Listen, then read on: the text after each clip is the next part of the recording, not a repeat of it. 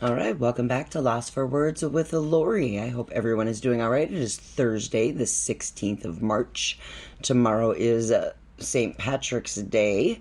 So I hope you guys are all planning on going out to celebrate, however that looks like for you, and being responsible in the process. That with the stigma that goes along with being Irish and drinking too much and getting angry and fighting. That being said, it's become one of those holidays where people like to go out and imbibe and take a lot of time to celebrate excessively. So if you're going to drink and drive, you're a douchebag, so please don't do that.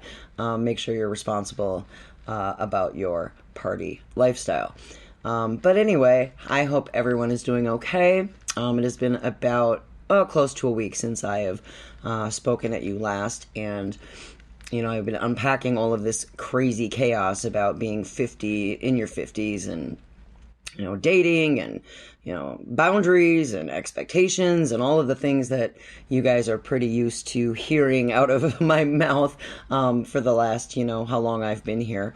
And anyway, so, the last week's experience has been pretty crazy, and I'm actually going to be doing a collaboration with my friend Go Fish Office today, and we're going to start talking about the art of defining boundaries and those kinds of things, and the four common themes, basically, of I don't know, just being the best version of your human self that you can be. But I've been thinking a lot about something that I kind of wonder when it comes to all of the situations that have happened to me in the last week or so, about basically my boundaries and how they reflect my choices, and whether or not it's really all about self-preservation or if it's sabotage, self-sabotage, depending on what situation you're using those kind of boundaries and expectations within, and in your lifetime or in your lifestyle or in the way that you communicate with people. And we started off with that new experiment with that dating app, and how that reflected a way of trying to communicate your boundaries or your expectations to a complete stranger and somebody that you do not know, and how to, I don't know, communicate that transparently across different levels. I mean, obviously, if you're doing it in a 500 character little bio to try to express to people what you're looking for, or what your boundaries are, or what your expectations are, as opposed to talking to somebody, virtually, video chat or on the phone, or and how that translates into meeting people in person, whether it's a romantic interest or it's just your friends. And I started to wonder, after the events of what had happened on Friday, with, douchebag being completely disrespectful, and me upholding the boundaries that I had established very clearly and transparently, to, am I too rigid in what my boundaries and my expectations are? And, am I sabotaging any future relationships with people because of the expectation that people will not disrespect me when I tell them no? And again, I mean, everybody's different in what they will allow, not allow, and compromise when it comes to their boundaries. But it goes back to people disrespecting your boundaries, and people repeatedly doing that behavior, and wondering whether or not that makes you rigid or if that makes you self-preserving. I mean, again, everybody's wants or needs are different, but when people are throwing red flags at you and you're trying to be like, well, maybe that's not, because you don't want to sabotage a future with anybody, whether it's friendship or not, and then wondering, to yourself, I established these boundaries and these expectations transparently for a reason, and that was to make sure that there was no cloudy understanding of what it is that is important to me, or what it is that I expect or command when it comes to how people treat me. And I mean, we all know that texting and words and those kinds of things blow. I mean, there's no tone, there's no emotion behind it, and it's really hard to read between the lines, so to speak, unless you have that ability or that gift, especially with words, which, I've been told many times that I have, where you can understand emotion or tone with words. But in the real world, most people do not have that gift. And it's very difficult to understand how people are feeling or what the context or tone behind something is without a whole bunch of emojis or explanation, unless you're looking at somebody face to face or you're physically in that same presence or room with them, because there's so many things that go with communication as far as not just speech, but eye contact and body language and all of those things that help you recognize whether, a smile or a frown would tell somebody if they're happy or not. And that's difficult to do in all communication, whether it's written or not. But because I really feel that I'm a strong communicator, I have that expectation with the people around me. And some people aren't good at it, and some people are really bad at it, and some people just refuse to do it because they have a hidden agenda, or they're just douchebags, so to speak. And some people are really narcissistic, and they can use those things to manipulate other people. And so a lot of times, people who are very boundary driven and very transparent are accused or looked down on as, liars or narcissists, or their expectations are too high for whatever reason that may be. And, so I've been kind of kicking back and forth around the thought process of, boundaries and expectations, and are mine too rigid for the life that I lead? Because a lot of people will say, well, you're in your midlife, you can't have expectations that are that high because, nobody's looking for that. Or, you can't be picky, I hear a lot. Or, you're awfully picky for somebody who's 50. And my first thought is, no, fuck you. I have every right to be picky and choosy in my expectations of the way people are going to treat me, especially after everything that I've been through, everything that I've experienced, all of the things that have happened in my lifetime up to this point have given me a pretty good idea of what is and isn't acceptable about the way that I prefer to be treated.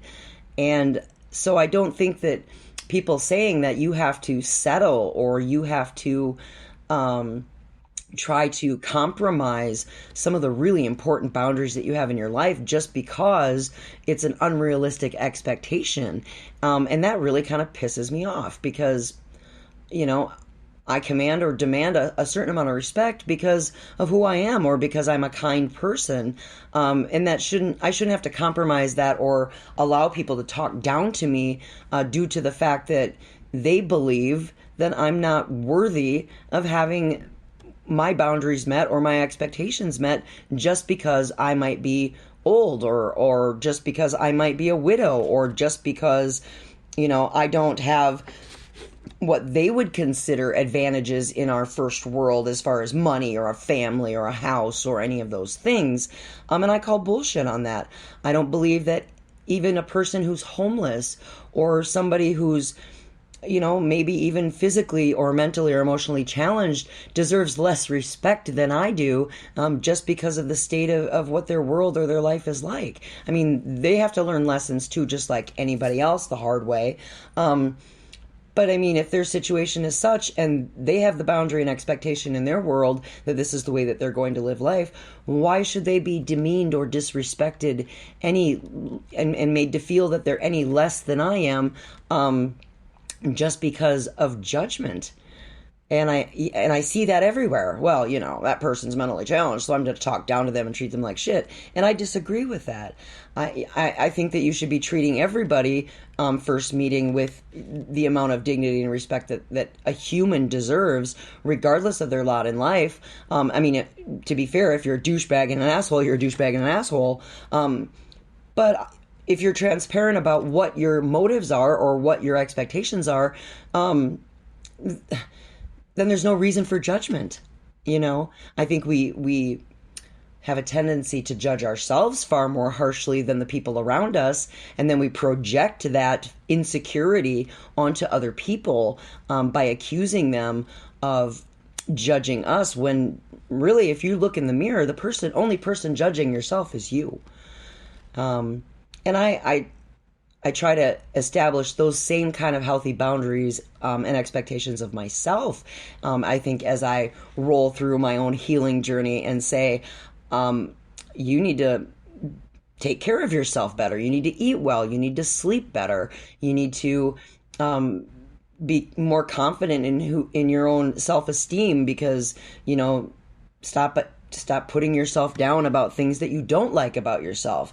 So, I think the art of defining those boundaries has a lot to do with how you treat yourself before you go out in the world and start defining boundaries for other people. And I'm, just really unwrapping all of that in the last week, with all of the things that have kind of transpired, which are a little crazy, I guess, if you really think about it, because, I have tried so hard to communicate with everybody around me, especially since Toby has died, about what my needs are and how I'm feeling along my grief journey, and how, people need to be honest, and there's a way to do that without being a dick. And I've tried really hard to talk to people about communication and asking people, how can I respect your boundaries? How can I be a good friend to you? How can I be transparent with you so that we can communicate effectively and resolve conflicts when they come up, if they should, or when they do? And trying to assess whether the actual conflicts or existing threats are external or internal. And that takes a lot of shadow work. It takes a lot of introspection. It takes a lot of soul searching to figure out who you are, what you're made of, what your morality is, what your goals are, and what's kind of your own personal agenda in life, and where's that going, and then being able to, I don't know, really just kind of look at how your boundaries and your expectations toward other people are pretty much the same as just regular respect, because the people who are going to tell you that your expectations are too high, or you're not all that and you shouldn't have that expectation because I'm not this, that, or the other thing, is technically, it's disrespecting a boundary to begin with, because I don't care about those things, and I express those things to people about, I'm not perfect, and I don't think I'm all that. But if I exude a certain amount of confidence to have somebody come and kick you when you're down and go, oh, well, you ain't all that in a bag of chips and you're going to have to settle for me. No. At the end of the day, no. I shouldn't have to settle. I shouldn't have to compromise my own boundaries, my own moral standards, my own anything, to please somebody else. Regardless of if I have a emotional setback, a mental defect, a physical one, a handicap, or, I'm insecure about my own self sometimes, like everyone else is. But people would project their own misery and failure onto someone else to basically try to gaslight or manipulate them into settling for them, when they know they've got growth opportunities, when they know they've got issues that they can't handle by themselves, and they're looking for validation outside of that. And then, of course, they blame everybody else for their lot in life, and that's not acceptable either. You have to own your own shit and be accountable. And I'm in my, journey as of late, especially, it's owning my own accountability and encouraging other people to do that as well, and be, absolutely a clear, transparent pane of glass about what it is that you struggle with, and what you're working on, I guess, basically, to accomplish the goal that, fixes that for you. But too many people are looking for that kind of fix or validation outside themselves, and they expect everybody to do the hard work for them. And in my world, that doesn't work. You can't. To me, that just means you're using people. And I'm not talking about like money or material possessions, but emotionally, because you're lacking the self-awareness or the self-respect to give yourself that love first. And then it becomes problematic because then I start looking personally for red flags to be thrown everywhere around me so that I can say, you know what, that's bullshit. I ain't tolerating that. And I shouldn't have to. And then people say it's unrealistic for me to believe that there are other people out there who are like me, and who have the same values, who have the same goals, who have the same ability to communicate transparently, to respect boundaries, to treat other people to the highest level of regard and humanely, the way that I feel like I'm trying to do. And I've heard a lot of people say that, you're never going to find what you're looking for. And to be fair, I guess, I wasn't really even looking to begin with, until it got dropped in front of me. And I'll save that for a later podcast, as far as we might discuss it on the Lost for Fishy show tonight. The way that everything kind of fell into place after Friday's fiasco of douchebaggery and I swear to God, I'm still shaking my head in disbelief that one person would disrespect the word no and then throw a tantrum like a child after that whole thing. And everything that transpired after that, it seems really crazy. But again, I'll save that for another show episode. And those of you who are close to me who know the story are probably just as blown away by it as I am. But at the end of the day, it comes down to, I was pretty upset that I've worked so hard at establishing boundaries and expectations that, and even making it clear and transparent to a person who knew that was what I was about. And I was just so disappointed to see that they would disregard all of that for their own selfish reasons. And I mean, again, the world is a selfish place and people are assholes, and humanity is just going into the shithole because of all of the way society is nowadays with, social media and government corruption and all of the things that, cause all of these constructs to become toxic. But I'm still blown away that even in the midst of me putting myself into a situation where I was vulnerable, and throwing myself out there and putting myself in an uncomfortable, out of my comfort zone, that I would stand as strong as I did about my boundaries and expectations and then have to literally deal with that situation. And of course I did it with class. I think I didn't pour a beer over their head and tell them to fuck off. I didn't kick them in the nuts, which I, should have. But unwrapping all of the emotions that happened after the fact, made me think and wonder if I was having all of these boundaries and expectations to preserve myself, or if it was basically a defense mechanism to keep people away, to sabotage any future relationships, because I don't like conflict and I don't like have to remind people that I deserve this, that, or the other thing. So that's what I've been thinking about over the last few days. I apologize if I'm hoarse. I've managed to get allergies. I was screaming real loud and cheering at the Special Olympics charity event I went to on Saturday. And I've probably smoked a little too many cigarettes for my own good, out of, the sheer chaos that my week has been. And I don't want to say chaos in a bad way. It's just like I said, I'll address that in a future podcast for y'all. But I hope everybody has a great weekend. I hope you celebrate wisely for St. Patrick's Day, if that's what you do. I think everybody loves the whole idea of everybody's Irish on St. Patrick's Day. I am half Irish. I love my heritage. I look forward to being able to honor that to some degree, either out and about or by myself. But I hope everyone has a great weekend. I look forward to seeing you soon. Let me know what you think in the comments about boundaries, about sabotaging your own happiness for other people, making them comfortable, because that's what we do here, right?